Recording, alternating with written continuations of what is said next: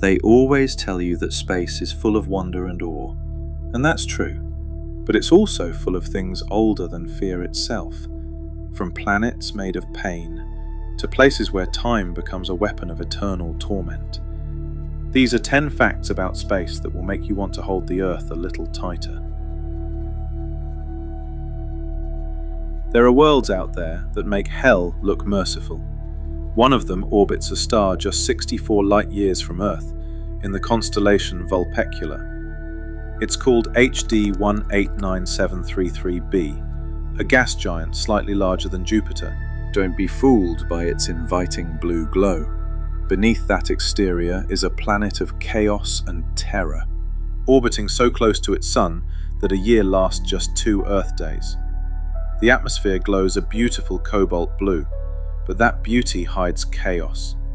Winds roar at 7,000 kilometers per hour, carrying shards of silicate glass that slice sideways through the air. There's no solid ground, no horizon, just a planet-sized storm of molten glass howling endlessly around its star. If you could stand there, even for a heartbeat, you'd be shredded into vapor before your shadow had time to fall. And farther away, 41 light-years from Earth, there's 55 Cancri e, a planet twice the size of ours, orbiting a yellow star in the constellation Cancer. Its surface burns at over 2,000 degrees Celsius, hot enough to melt iron. But deep beneath, scientists believe the carbon has crystallized into a world of diamond, a jewel forged by pressure and pain, beauty born of unimaginable torment. These are not worlds meant for life, but they are proof that in the vastness of space, even suffering can shine. Not all stars give life, some take it. Every now and then, a massive star reaches the end of its fuel and collapses, then explodes outward in a supernova so bright it can outshine an entire galaxy. For a few short weeks, one dying sun releases more energy than our sun will in its entire lifetime. If a supernova erupted within 30 light-years of Earth, the flash of gamma radiation could strip away our ozone layer and sterilize the planet's surface. Even at 100 light-years, it could still scorch the upper atmosphere, letting deadly ultraviolet light pour in. Astronomers think it might have happened before, roughly 2.6 million years ago. Evidence of rare isotopes, iron-60, has been found buried in ocean sediments, fallout from a nearby star that died, its radiation washing over the ancient Earth. Today, the closest potential threat is Betelgeuse, a red supergiant around 640 light-years away in Orion. It's nearing the end of its life and will one day explode, but thankfully, it's far enough that we'll only see a dazzling new light in the sky, not our extinction. When stars die, they don't always fade quietly. Sometimes they reach across light years and remind us how fragile our tiny blue world really is. We tend to imagine black holes as distant monsters at the hearts of galaxies, huge cosmic engines devouring light, but some are much closer and far smaller. When a massive star dies, sometimes what's left behind isn't an explosion, but a collapse. Its core implodes under its own gravity, crushing matter so tightly that even light can't escape. What's left is a stellar mass black hole, only a few dozen kilometers wide, yet weighing more than our entire sun. Astronomers estimate there may be 100 million of them in the Milky Way alone. Most are invisible, wandering through the dark between stars, swallowing dust, gas, and the occasional unlucky planet. A few have been caught bending starlight as they drift past, their gravity warping the background like a lens. The nearest known one, Gaia BH1, lies just 1,560 light-years away in the constellation Ophiuchus, practically next door in galactic terms. It orbits a normal sun-like star, quietly pulling at it, a companion that can never be seen. For all we know, a smaller, darker one could be passing much closer, right now, moving silently through the void between our worlds. They say space is mostly empty, but sometimes the darkness isn't empty at all.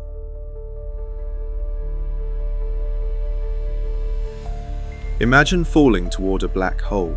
You feel no wind, no motion, only gravity tightening its grip on time itself. As you fall, the stars above you begin to race. Galaxies shift, fade, and die. The deeper you go, the faster the universe outside seems to move. Millions of years, then billions, flashing by in the space of a breath. From your perspective, you're falling forever. From everyone else's, you've already stopped, frozen at the edge of the event horizon, a ghost of light that never quite fades. But to you, it's worse. You'd watch the cosmos grow old. You'd see the last stars burn out, the galaxies drift apart, and the universe itself turn cold and dark, all while you continue to fall, never reaching the end. To fall into a black hole isn't just to die, it's to witness everything that ever was, and everything that ever will be, unfold beyond your grasp. Thanks for watching so far, guys. Dark Beacon is still a tiny channel, and every interaction from you helps more than you know. If you're enjoying it, a like and a comment would mean the world to me. Now, let's get back into it. We like to think the laws of physics are permanent, fixed, eternal. But what if they're not? Some physicists believe our universe might be living on borrowed time, balanced in what's called a false vacuum. It feels stable, but it isn't the true lowest energy state of reality. And if that's true, one day, somewhere, a single quantum fluctuation could push a tiny region of space into that lower state. In an instant, that bubble would expand at the speed of light. It would rewrite the constants of nature, obliterating atoms, stars, and galaxies, not with fire or noise, but with perfect, silent indifference. No warning, no pain, just gone. It's called vacuum decay, and it's not science fiction. It's a genuine possibility written into the equations of particle physics. Luckily, the odds of it happening soon are unimaginably small, but the idea itself is haunting, that the universe we know, everything we are, might be nothing more than a temporary pattern, waiting to collapse into something else. Galaxies look serene from a distance, vast spirals of light drifting gracefully through the dark. But up close, they're not peaceful at all. They're predators. Every large galaxy grows by consuming smaller ones. The Milky Way is no exception. Even now, it's devouring a string of dwarf galaxies, tearing them apart and weaving their stars into ghostly streams across the sky. You can even see the scars, faint arcs of stars wrapping around our galaxy like the remnants of forgotten civilizations.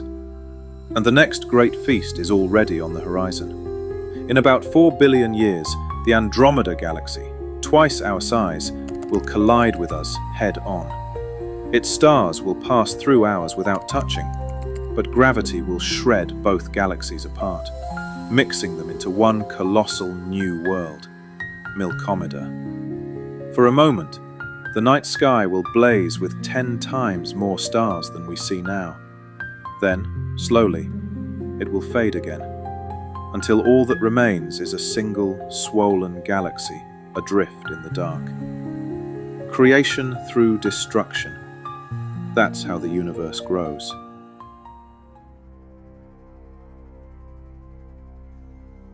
The sun feels eternal.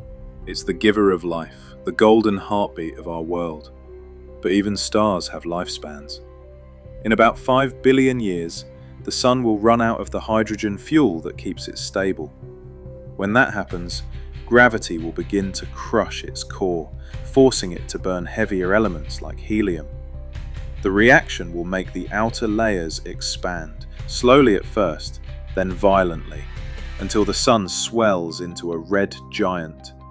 When it does, Mercury and Venus will be consumed completely, and Earth may not escape. Even if our planet isn't swallowed whole, the heat will boil the oceans, strip the atmosphere, and melt the crust. The continents will dissolve into magma, the sky will become fire. For a short while, the sun will shine 10,000 times brighter, a dying blaze before collapse. Then, when its fuel is spent, it will shed its outer layers into space, forming a beautiful planetary nebula, a glowing shell of gas that will drift for eons. At its center, what remains will be a white dwarf, no bigger than Earth, but heavier than the sun, glowing faintly as it cools into darkness. Everything that ever lived, everything that ever loved, will return to the dust that made the stars. And maybe, somewhere far away, that dust will burn again.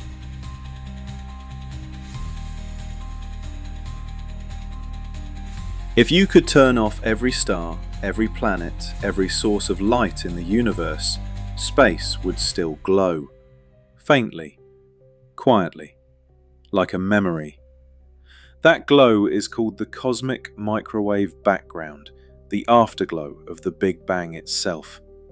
It's the oldest light in existence, released when the universe was just 380,000 years old, still hot and dense enough for atoms to hum with fire. Over billions of years, as space expanded, that radiation stretched, from blinding heat to a whisper of microwave energy, now just 2.7 degrees above absolute zero. It surrounds you right now, passing through your body, your walls, your thoughts. Every second of your life, you're bathed in the faint echo of creation. Astronomers have mapped it, a rippled pattern of temperature, tiny fluctuations that would one day become galaxies and stars. In those ripples, we can still see the moment the universe began to dream of structure. The cosmos keeps its memories. They're written in radiation.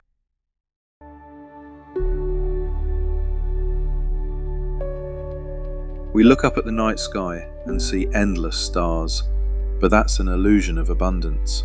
In truth, the universe is almost entirely empty. If you could gather every star, planet, and galaxy in the cosmos into one place, it would feel less than a grain of dust compared to all the space between them. Over 99.999999% of the universe is nothing at all. A vacuum so pure that the whole light years can pass without a single atom drifting through. Even the galaxies themselves are mostly void. The distance between stars is so vast that if our sun were the size of a single grain of sand, the next nearest star would be another grain, more than 6 miles away. And yet, within all that emptiness, life appeared, fragile, temporary, defiantly bright. We're tiny sparks in a cosmic ocean that is, by every measure, almost entirely dark. The universe doesn't need to be full to be alive. Sometimes, the silence is the point.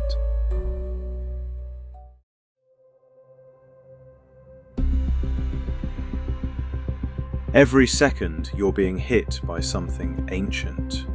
Subatomic ghosts born in the death of stars, traveling almost the speed of light. They're called cosmic rays, and right now, thousands are passing through you, through your skin, through your bones, through your brain. On Earth, our atmosphere protects us, but in deep space, these particles become lethal. They tear through DNA, break molecular bonds, and fill every cell with microscopic chaos. Astronauts aboard the ISS sometimes see flashes of light when they close their eyes, cosmic rays striking the retinas directly. In the emptiness between planets, that becomes constant. There is no armor thick enough to block it forever. Space itself is radioactive. The void doesn't just kill you, it erases you. Right now, the universe is expanding, galaxies drifting farther apart, stars receding into the dark. But if the mysterious force driving that expansion, dark energy, continues to grow stronger, it won't stop at galaxies. It will rip everything apart. First, the clusters of galaxies will break loose. Then the galaxies themselves will unravel. Then the stars will drift away from their planets, and those planets will disintegrate atom by atom. In the final seconds, even molecules will be torn apart. Even atoms will stretch and shatter. Even the fabric of space itself will snap. It's called the Big Rip, the most violent end imaginable. And if dark energy keeps increasing, it could happen in 22 billion years. The universe won't fade into silence, it'll die screaming.